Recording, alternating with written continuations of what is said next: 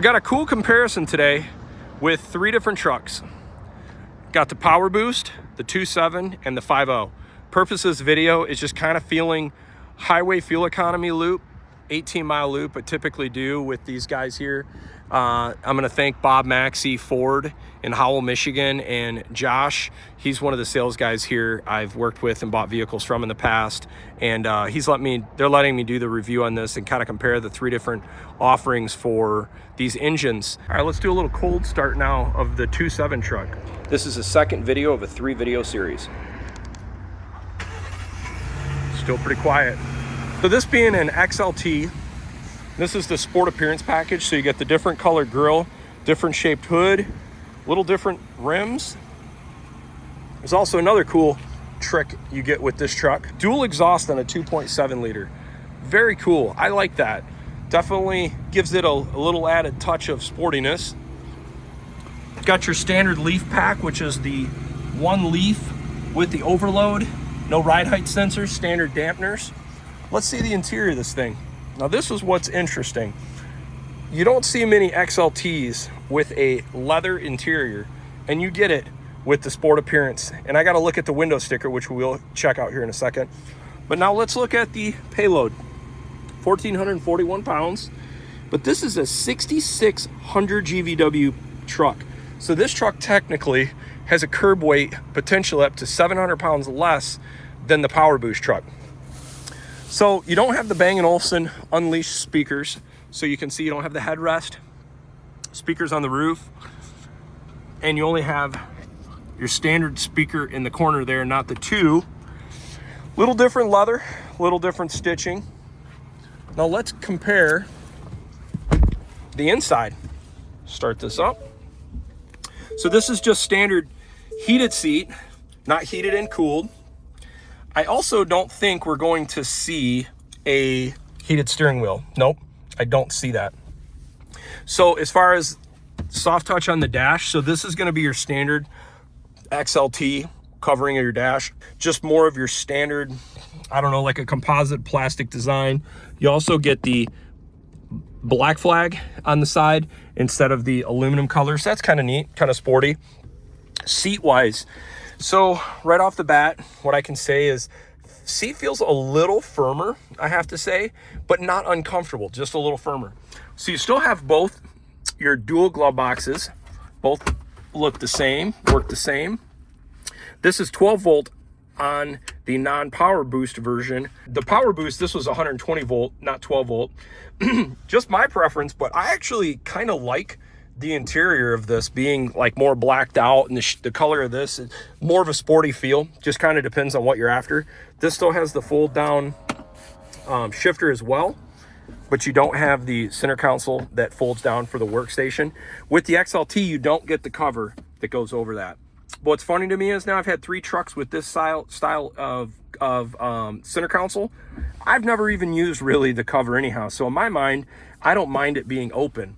Now, if you're in parking garages a lot or in an area where you wish you had a little more privacy as far as protection, security, I guess you could close that, which is kind of nice. And let's see, still dual climate control. You still got your drive modes. This does not have 4 auto like the other truck. No sunroof, which to me, I like that better. Here's another thing that's personal preference, but maybe I'm old school, but I actually prefer this gauge setup more than the all digital gauge setup. I personally like a physical tach and a physical speedometer more. I don't mind this gauge cluster at all. So we will let the motor warm up here for a few more minutes, just because our whole goal on this thing is trying to get as best fuel economy as possible. Let's take a look at the window sticker here and just kind of see what we got. So this is the same color truck. Here's the fuel economy, a little bit of a difference here. And what's interesting is you pick up 5 miles per gallon in the city with the Powerboost, 3 overall, but it comes at a sacrifice of 1 mile per gallon on the highway. So that's kind of interesting. This is a XLT, a 302A. It's got the 2.7, 3.55 regular ratio axle. It's got the black appearance package, which is what gives it the different hood, the different wheels, power sliding rear window, trailer tow package, which gets you the integrated brakes. It's amazing to me. I feel like that's a lot of money, but it is what it is if you want those options. And then you also get, so this is interesting, so it's sport appearance package plus a black appearance package. That's interesting. And then they put a $1,200 tonneau on this from the factory for the grand total of $63,000. So this truck is $10,000 less than the last truck we drove. You still have leather interior. You don't have a Powerboost. You don't have cooled seats. You don't have the digital gauge cluster. You don't have the 7,200 watt generator. But I bet you still get a lot of the functionality in this truck. You know, you still got same storage, still the same all-weather floor mats.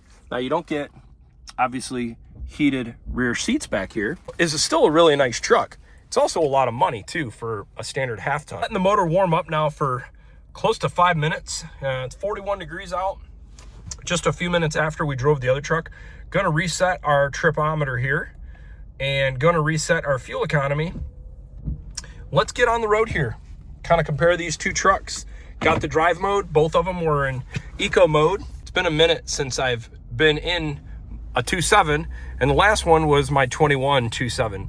I put 15,000 miles on that truck, and actually a close friend of mine bought the truck off me, and he's been driving it the last 2 years, and I don't think he's really had any issues with it either. I think the 2.7 truck, honestly, is a very high value truck for fuel economy. The 2.7 produces good power, and for the most part, they're pretty reliable engines. You don't see some of the cam phaser issues that you see with the 3.5 Ecoboost. With the 2.7, it's a pretty solid engine. And one of the other things I like about the 2.7 liter as well is the engine head design and the turbos. If the time ever came that you had to replace the turbos on a 2.7, it doesn't have a manifold design like a traditional 3.5 Ecoboost because it was the Gen 2 Nano design. So the turbo bolts right to the head. There's no manifold that you have to worry about cracking. Last I looked, and it wasn't for a Gen 4 truck. I think it was for like a 2023 or for 2018 F-150 with 2.7. Stock turbo, brand new from Ford, was like $450, maybe $500. I don't think that's very much money if you had to replace both turbos for $1,000 in parts at, say, 150,000 miles. Not bad at all. If you had a diesel turbo, man, that would be easily $2,500. Right off the bat, you can definitely feel shifting more in this because you don't have the Powerboost hybrid, I'll call it, like smoothness.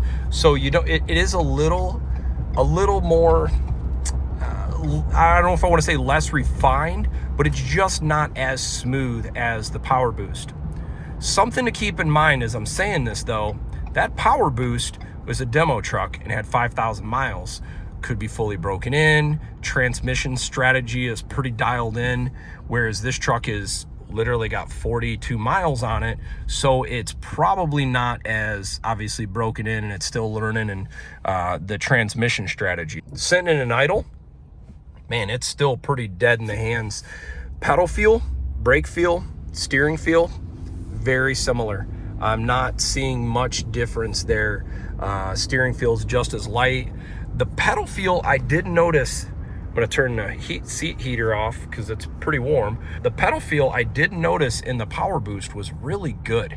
I don't know if there's a different braking design because of the regenerative braking, but it was, I'm not gonna call it touchy or sensitive, but aggressive. That would be the word I would use for it. Where this feels maybe a little less aggressive in the braking. But I'll be curious to see how road noise is going down the road. Both trucks have the auto high beam and the auto rain sensing.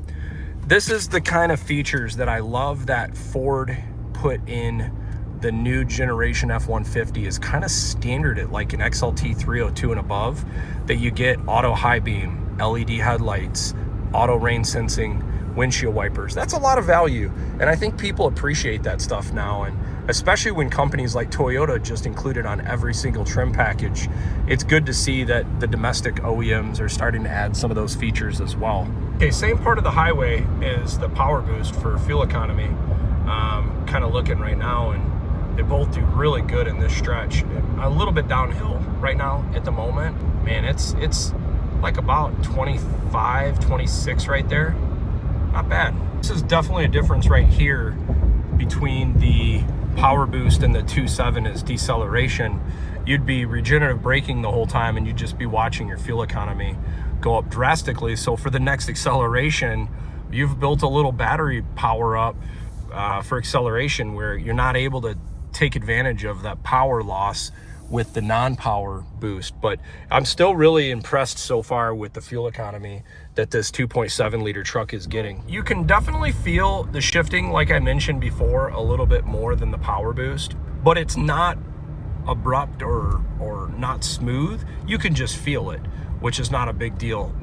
I think the Ford 10-speed trans shifts really good. One of the features you do get with the 2.7 liter is the auto stop start. So you're not chugging fuel just sitting here, which is nice. Just finishing the last part of the loop and pulling back into the dealership here at Bob Maxxey. I've bought a handful of vehicles from these guys in the past. I like working with them. They're a small rural town. They take care of their customers. Josh is the guy I typically work with, similar age to me, low pressure sales guy. I just kind of enjoy him. He's a good dude. He definitely kind of gets the game of trying to do everything he can for the customer. It's just the standard reverse camera, but I forgot how big these backup screens are. I'm just in the Ram 2500, and it's funny how you get so spoiled with this nice technology in these new trucks. All right, so there it is, 17.7 miles. It's interesting, it registered 0.2 miles less than the other truck, but 22.2 miles per gallon, which is really good. And what's interesting is that is 2 miles per gallon less than the window sticker. It's about 1 mile per gallon better than the Powerboost, which is also what the window stickers would claim. It would say that the 2.7 would get 1 mile per gallon better than the Powerboost on the highway. No surprise there. That's pretty impressive for a winter blend fuel, the kind of fuel economy you get here. So after driving the 23 2.7 liter and kind of comparing it to my 21 2.7 liter, I don't see a lot of change, which is a good thing. Good fuel economy, good ride handling characteristics. I think this new sport package with the leather interior is a really great feature, and I think people will appreciate it. Hope you enjoy this video. I'm gonna have a third video coming up right after this to complete this series.